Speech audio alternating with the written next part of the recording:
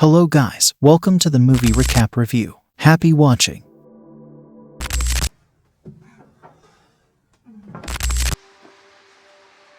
Sorry about that.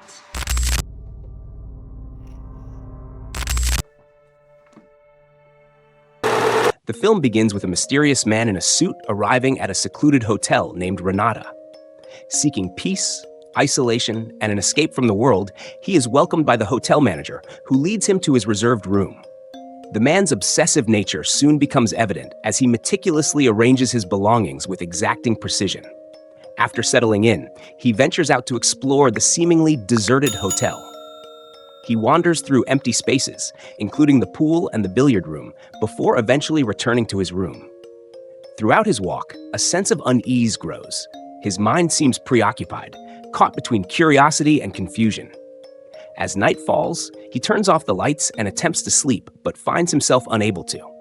Restless, he switches on the TV, only to find it stuck on a single channel, Animal Planet. Frustrated, he leaves his room again and heads to the hotel bar. There, he encounters a young bartender who offers him a drink. However, the man notices a sign prohibiting drinks after 9 p.m., so he politely declines, the tension in his mind still lingering. The following morning, the man enters the dining room for breakfast and chooses a seat beside an elderly woman. Though he holds a book in his hand, his eyes drift around the room, his face marked by a mix of curiosity and confusion. The elderly woman attempts to strike up a conversation, but the man's attention seems elsewhere, distracted by some unseen detail in his surroundings. After breakfast, he heads back to his room and along the way spots a woman named Ginny practicing yoga. He pauses to observe her, captivated for a moment, but when she notices him, he quickly retreats. Continuing down the hall, he encounters the hotel manager, who is busy pinning up posters of rules and procedures. Beside him sits his wife, motionless in a wheelchair, her unsettling gaze fixed on the stranger with a sense of eerie intensity. Later that day, the man visits the pool. After swimming a few laps, he reclines on a lounger, holding the same red book, though it remains unread. Ginny soon arrives, diving gracefully into the water. Her presence draws his gaze, and he finds himself unable to look away. As she finishes her swim, she approaches him, sparking a lively conversation. He is instantly captivated by her, drawn in by her beauty and charm. But just as he begins to feel a connection, Ginny's boyfriend arrives, pulling her away, Kent leaving the man alone once more. At night, the stranger heads to the hotel bar, where the bartender offers him a cigarette. He notices a no smoking sign, but the bartender brushes it off, saying, "Rules only ruin the fun." This time, the stranger breaks the rule and lights up. It's obvious it's his first time smoking as he starts coughing. The bartender helps him, teaching him how to inhale properly and feel the nicotine. Later, as the stranger tries to sleep, he hears moaning from the yoga girl's room next door. The sound stirs him, and he ends up giving in to his urges and pleasuring himself. The next morning, on his way to breakfast, he catches the bartender peeking into the elderly woman's room, the same lady who had tried talking to him before. This bothers the stranger, so he scolds the bartender, who leaves. But curiosity gets the better of him, and he takes a look inside. What he sees is unsettling. After breakfast, the man goes to the billiard room and meets another guest, who introduces himself as a businessman. As they talk, the man asks if the businessman has noticed anything strange about Hotel Ranata. The businessman says no, but notices the man's anxious behavior. He offers the man a pill, promising that it will make him feel completely different the next day. The businessman then offers more pills, but only if the man helps him find a key he lost. Later, on his way back to his room, the man bumps into the maid. As they pick up the things that fell, the man tries to make small talk. But the maid quickly asks why he's staying at Renata. He has no answer, and she leaves. That night, the guests gather in the dining room, where the hotel manager announces some entertainment for dinner. The first act features the immobile woman, who is brought on stage along with her son, the bartender.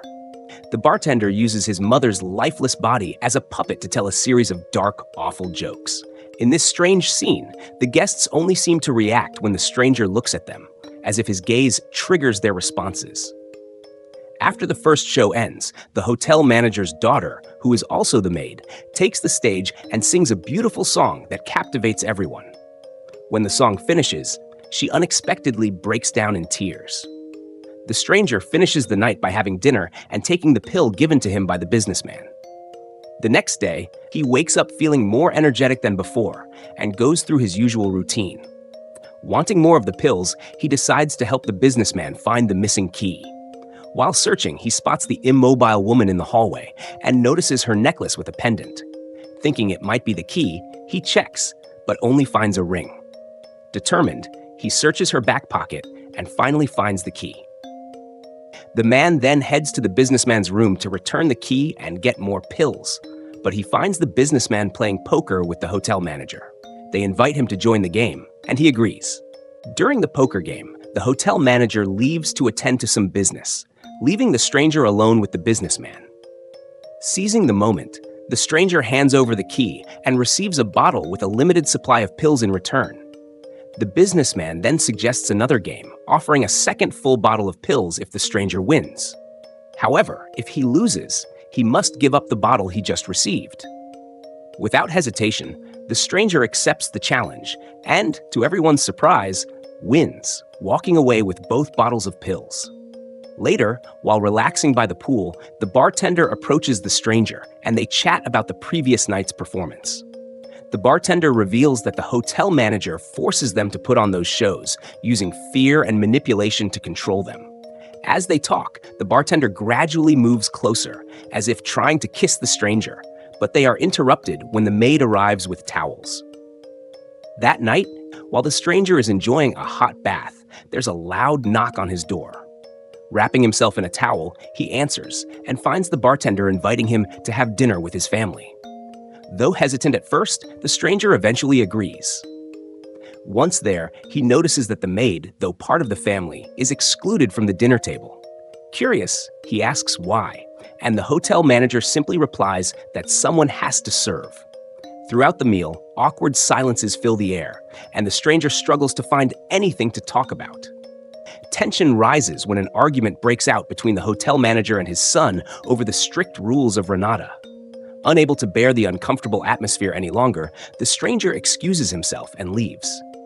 At midnight, he hears the maid crying. He approaches her, offering to help, but she runs away, saying no one ever helps her. Not long after, the stranger stumbles into a control room filled with monitors displaying footage from hidden cameras all over the hotel. He is shocked to realize that every room is under surveillance. Watching the recordings, he sees clips of the maid delivering medicine to the businessman, helping the elderly woman with her bath, scenes of Ginny with her boyfriend, and even footage of himself. He searches his own room for the hidden camera, but finds nothing, leaving him with a growing sense that something is seriously wrong at the hotel. The stranger sneaks into an empty room to spy, and the bartender catches him but hands him a key to enter. Inside, the stranger discovers lab equipment, acids, needles, vials of blood, and notes on pregnancy and genetic modifications. Seeing this, he grows more suspicious that the hotel's staff and guests are involved in something illegal and unethical. He rushes to Ginny's room, only to find her boyfriend injecting her with an unknown substance. The stranger confronts him, but the hotel manager arrives, grabs the stranger, and locks him in his room. Later, the bartender orders the maid to go to the stranger's room. She refuses at first, but agrees when the bartender threatens to destroy her favorite doll. When she enters, the stranger realizes she is being forced and decides they should escape together. The bartender, watching everything through hidden cameras, alerts the other guests to stop them. The guests, acting like robots controlled by the hotel's system, obey. Meanwhile, the hotel manager tries to stop his son from sabotaging the system, but the bartender locks his father in the control room, trapping him. The old man tries to escape, but hits his head hard and dies. The stranger and the maid are about to leave the hotel when the stranger suddenly has a heart attack and collapses. He tries to get up and escape, but the bartender catches him and knocks him down. Meanwhile, the other guests grab the maid and, like mindless zombies, forcibly undress her. The bartender then loosens his belt and lunges at her. In the final scene, the stranger regains consciousness and sees the horrifying sight of the maid's lifeless body on the floor. He crawls to her and drags her toward the exit, where the motionless woman looks dead. With a sobbing voice, he sings the song she had sung to honor her soul.